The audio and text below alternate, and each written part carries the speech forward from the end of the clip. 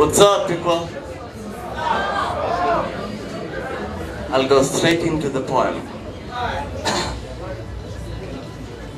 He said how it's unfair now, how our fair share of thought is impaired when we lack childcare and healthcare compared to elsewhere, releasing luxury and vanity fairs. And I swear, kneeling down for the Lord's Prayer, because that is the only thing in African countries that slays is fair.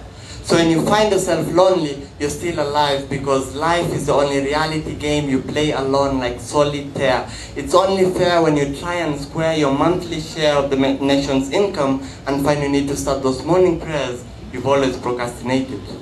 So please don't whine like fermented grapes. Just stick to your goals like adhesive steps, for this world is filled with aggressive apps where oil and riches will get you killed if you follow Gaddafi's steps.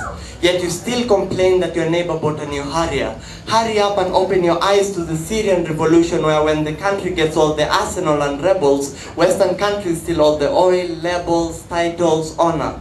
It's not a battle of democracy and conflicting ideologies, but a battle of bureaucracy and wealth-making chronologies.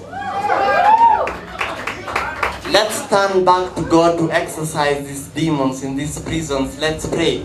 Pardon us, Lord, but these demons run these streets, shackles of the pain of poverty. He corrupts our sanity. We prosper in his evil dominion as we all communicate with each other's facade opinions. A world in distortion, a world in an era of terror, war, and legalized abortion. A world with atheists, sheikhs, and pastors, where half-naked men and women pass us and curse us, it nourishes. A world where in dark corners prostitution flourishes, infidelity on our faces like freckles and ugly blemishes. Domestic skirmishes languishes opportunity doors, insecurity flows where indemnity knows you can't be compensated for stupidity blows.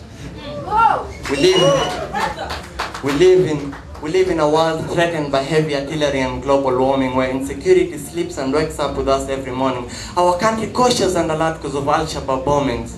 A world wounded by the blades of brutality, concrete reality, so logically, those hurt are the innocent beings hopeful for prosperity, traveling across dilapidated roads, socializing with reprimanded souls. Sometimes I just feel like slicing my waist into half, so that like literature columns, I don't know where to place my semicolon.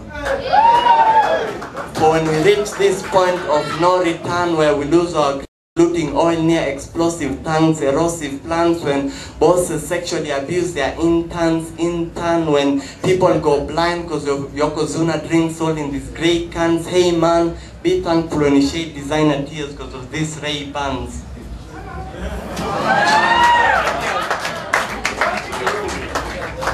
The truth is so near, but we are far-sighted. I yell the truth to those primitive, for like digital cameras, people don't need negatives. I want to show you how the theory of relativity is not relative when relatives kill relatives. This poem doesn't want to be positive, like people testing for HIV. AIDS doesn't come to those with viruses. I capture you in this matrix, so why don't you get this? Look, take this and make this poem, shake this block from your head, blocking the truth. I recite facts away from media interception, for I want this poem to go deeper than levels of inception. Not shallow like weekend post we read on this weekend post, where you can only get this poem once in your life like chicken pox. I drink this cup filling tea from this government drug dealing and this tax killing. If political campaigns were sex, I will pray they all come sex, come pain and misery. Threat of Al-Shabaab and the tension. When the flying squad killed the youth along Langata Road, it never got any attention. Need I mention intersection in our judicial process flawed, intoxication flawed in our streets as these fat drinks people call Yokozuna were blinding us from the truth. They have given our sisters makeup to make up for what? Their natural beauty, giving them garments that only obscene covers, making them nude strippers on magazine covers. They charge high taxes as if like plants, they want us to make our own food. For the photo seen in this is extracted from their colonizing minds.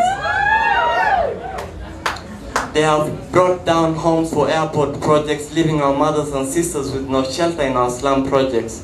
I can't even project it out for you to see how it feels to walk in their shoes while they have been walking barefoot all their lives. Thank you.